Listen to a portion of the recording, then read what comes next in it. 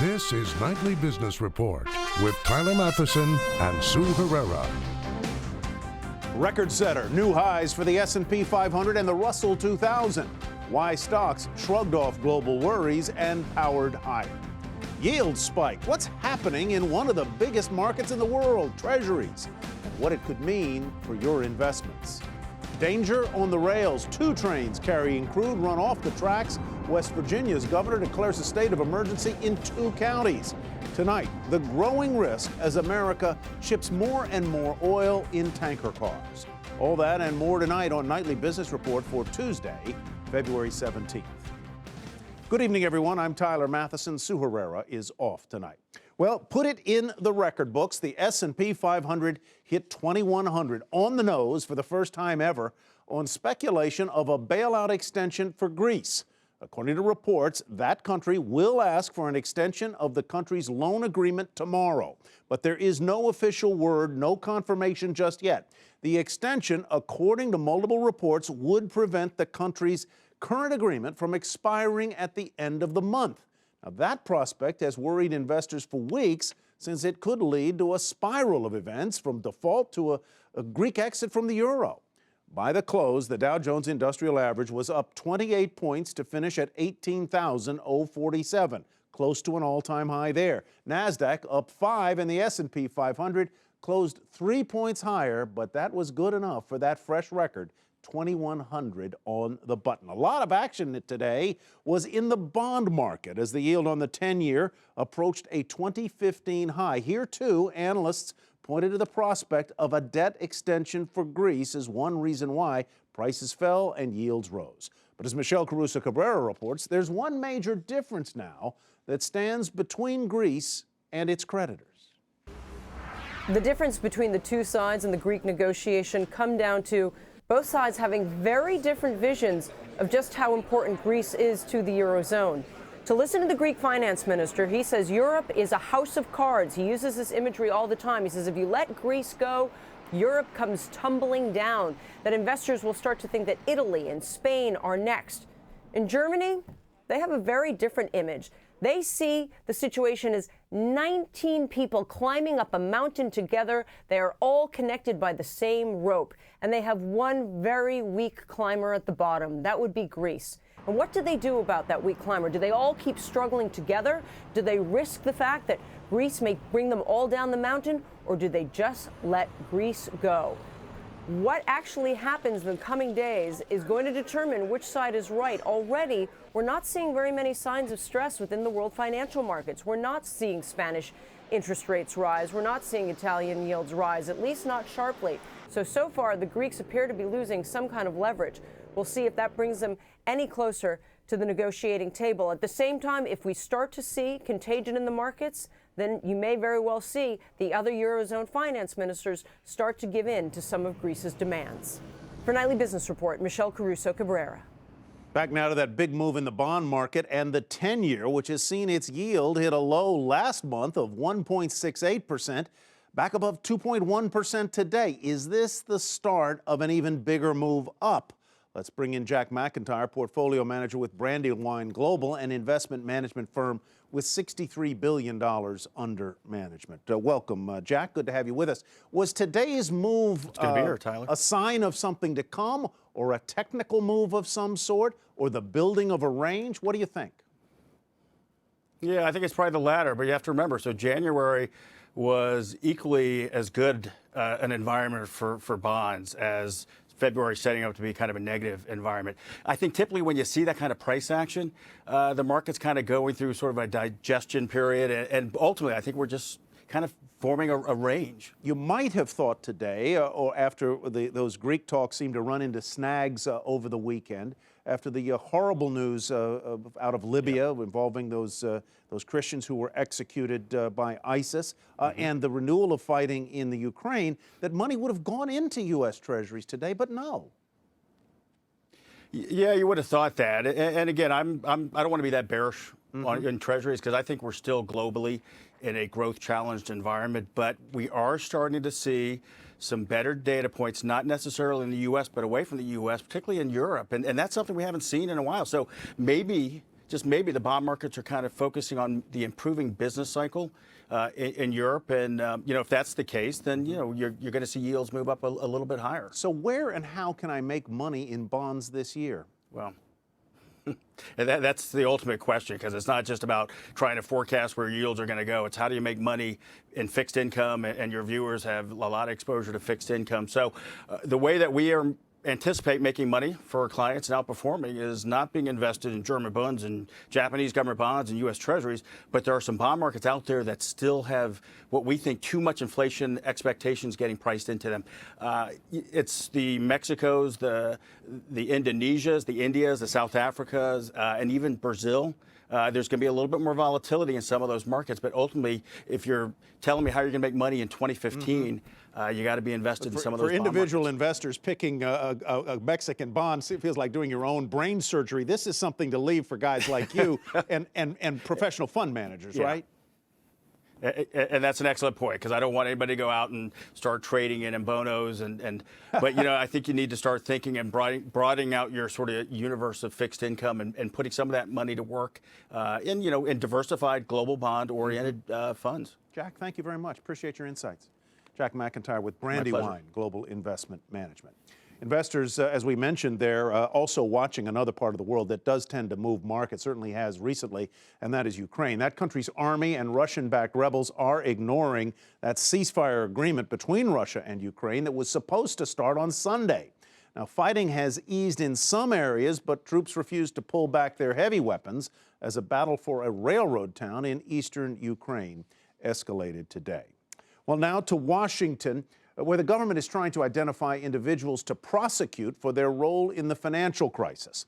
Attorney General Eric Holder today asked U.S. attorneys who brought cases against institutions related to the mortgage crisis to identify individual employees to prosecute as well.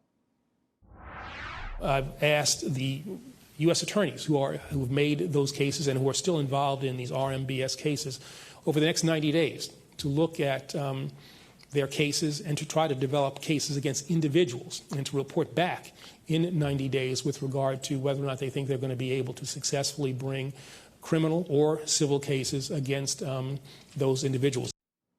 The ultimate decision to prosecute, however, will be up to Loretta Lynch, the administration's nominee to replace Holder, if and when she is confirmed. Well, the Justice Department will also appeal a legal ruling on immigration, an issue important to many businesses, after a Texas judge temporarily blocked President Obama's immigration orders. You probably recall late last year, the president announced executive actions aimed at protecting millions of undocumented immigrants from the threat of being deported. The judge's ruling backs 26 states that argued the president had overstepped his legal authority. Well, Brent crude rose to a 2015 high. It was another strong day in the oil pits. Worries about instability in Libya and Iraq, two significant producers, overshadowed concerns about too much supply hitting the market. West Texas Intermediate crude up 75 cents, $53.53, and Brent climbed to almost $63 a barrel. But it was the massive fire from a derailed train carrying crude that got people talking once again about how to safely transport the commodity. Jackie DeAngelis has more. Two more big accidents involving trains carrying oil over the holiday weekend. The first occurring in Canada's Alberta oil sands, the second derailment taking place in West Virginia yesterday. No serious injuries have been reported, but in the second accident, 25 cars derailed, 20 burst into flames. That CSX train was carrying crude from North Dakota. That's the heavier, more flammable type of crude that has sparked a debate and action by the National Transportation Safety Board to propose new rules to overhaul crude by rail safety standards, including heavier duty cars and slower travel speeds. And while the new safety rules are still being discussed and await approval, the industry is preparing for them already, beginning to overhaul older rail cars. But that CSX train involved in the accident was actually a newer model car, leaving some with raised eyebrows. It's not a new debate, but it does re-emphasize some old questions. One of them being, are pipelines like the Keystone Pipeline safer to transport crude? And as these accidents continue, many people asking if the NTSB is doing enough, fast enough to prevent these incidents. For Nightly Business Report, I'm Jackie DeAngelis. And joining us now to talk more about rail safety is Peter Geltz. He's Senior Vice President at O'Neill & Associates and former Managing Director of the National Transportation Safety Board. Peter, welcome. Good to have you with us. I don't want to wade into the question because I think it's been conflated about whether having the Keystone would have avoided some of the accidents that we have seen on the rails, including the one yesterday in West Virginia. For a variety of reasons, I don't think that argument holds water, if you will. But let me just put the question to you. Per volume of crude, is it safer to transport via a pipeline or safer to transport via a rail? You know, both methods of transporting oil are extremely safe. I mean, 99.995% of all oil tank cars reach their destination safely. That's a pretty good record. And pipelines also do a good job. So, I mean, this debate, as you pointed out earlier, between which is safer, really is not the debate. I mean, we need both. We can't move the Bakken oil out simply by pipeline. You've got to have rail. Rail can deliver the tank cars to refineries other than in the Gulf Coast. So, I mean, we need a mix of both. Because most of the pipeline carried oil, pipelines basically run down the center of the country, north and south, not to East Coast refineries, not to the West Coast refineries. The increased volumes that have been carried by rail have been well documented. We've gone from, I forget what it is, 50,000 barrels to 450 or whatever it is. It's huge volumes going by rail. But has the industry and has government kept pace in terms of safety? Are the cars able to withstand derailments? Are they up to standard? Well, you know, the railroads have been proposing stronger rail cars since 2011. PHMSA has not issued the final rules yet, and I think they're a little slow on that. I mean, the cars can be made safer, but you know, it's a matter of physics. You cannot make armored cars that will be absolutely indestructible and move them in a timely manner. So there's a certain amount of risk. It's very low. You want to mitigate it. You know, in very cold weather, as in very warm weather, it presents challenges sometimes to railroads, and you need more inspection. They're doing it. But you know, the end result is... But you do seem to feel as though the government has not come forward quick enough in mandating stronger, with thicker steel and insulation, if you will, of the cars, correct? I think PHMSA could have acted quicker on this. They could have put the rules in place in a more timely manner. One more very quick one. Is there... Obviously, pipelines have accidents, too. There are several hundred a year here. Many of them are small. Is it fair to say that a pipeline accident doesn't maybe get as much play as a rail accident because those accidents are unseen in remote areas and less likely to combust? Well, absolutely. You know, a rail car carries about 28,000 gallons of crude, and when it's involved in an accident and it ignites, it's a wonderful visual. In pipelines, when one lets go, you talk about barrels, thousands and thousands of barrels of oil, and it's a far more damaging event often to the environment. All right, Peter, thank you very much. We appreciate your help tonight. Peter Geltz of O'Neill & Associates. And still ahead, it is the unofficial start to the spring house selling season. But will the coming spring thaw be enough to heat up the housing?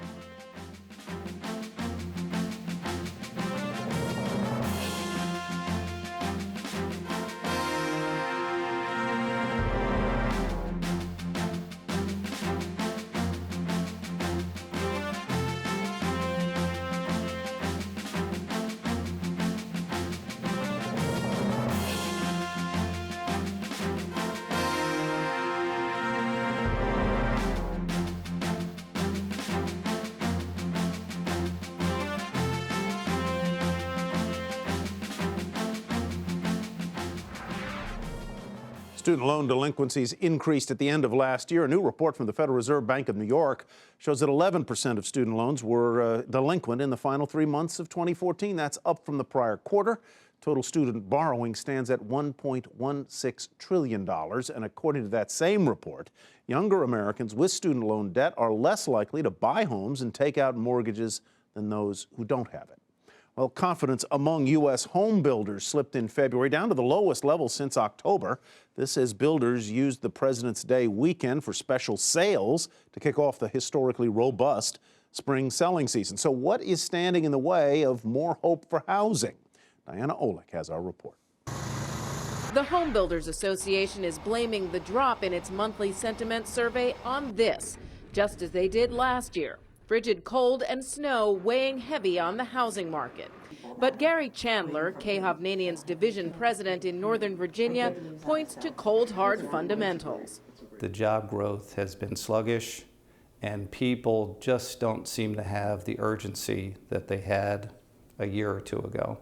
And so that's really what we need to see back is the urgency. Overall, builder sentiment slipped in February, but it's still positive and well above where it was last year. The biggest drop in the survey was the component measuring buyer traffic through models. And that was pretty clear this past Saturday at a Kay Hovnanian community in Maryland.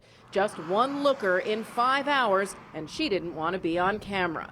The problem is high prices. Builders have been focusing on higher-end homes because entry-level buyers either can't save for the down payment or can't qualify for a loan at the lowest rate.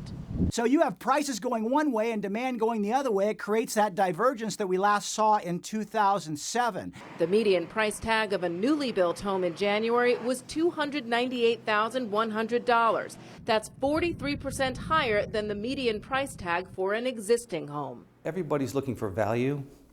And so we strategically try to place incentives at every community that really maximizes square foot value to our customers. But incentives may not be enough, especially now as interest rates are moving higher. Just today, in response to the jump in bond yields, mortgage rates added 1/8 of a point.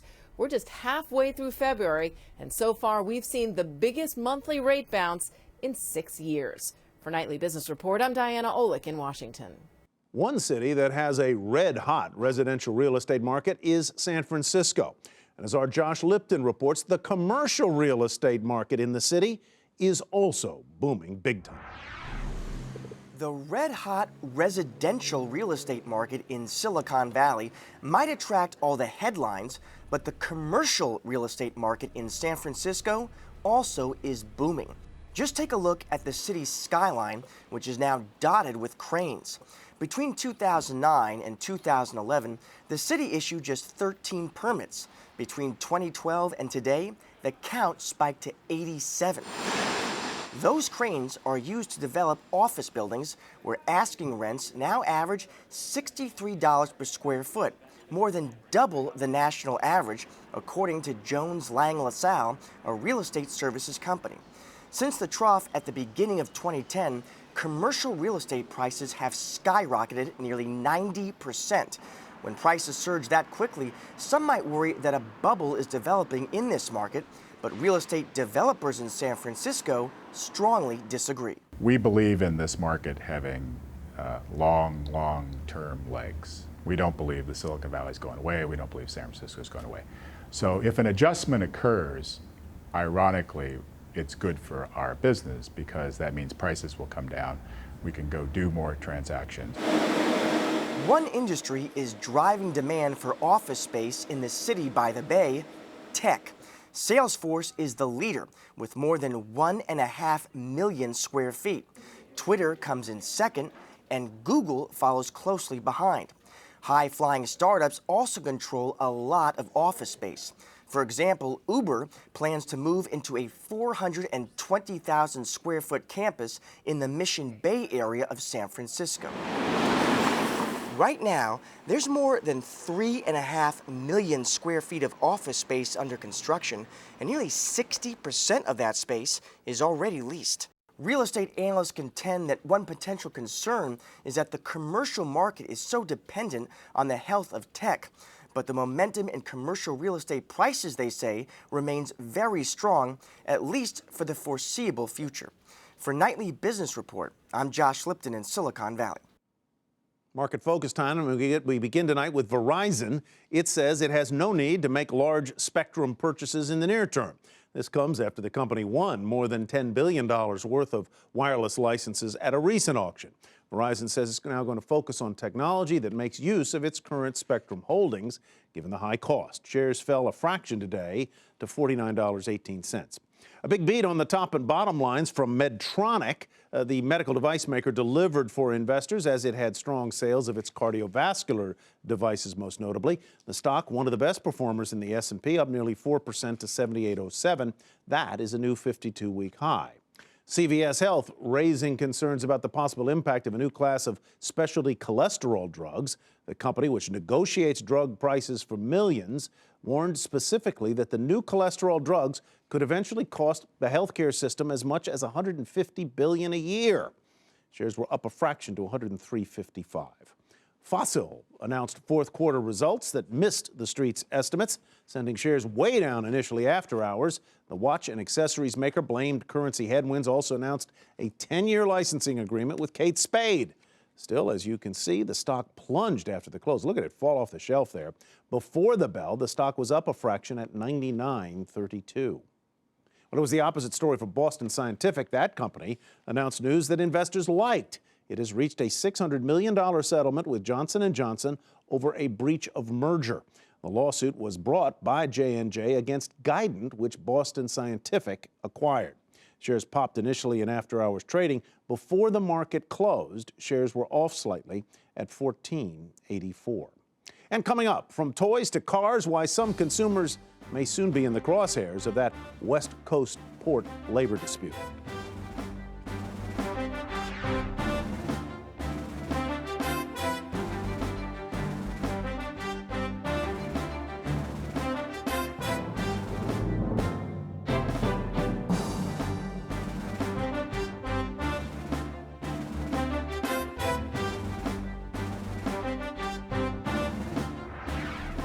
The West Coast ports have reopened after being shut down over the holiday weekend. Labor Secretary Tom Perez is in San Francisco meeting with both sides to try and resolve the dispute that has disrupted billions of dollars in international trade at 29 seaports from Seattle to Southern California.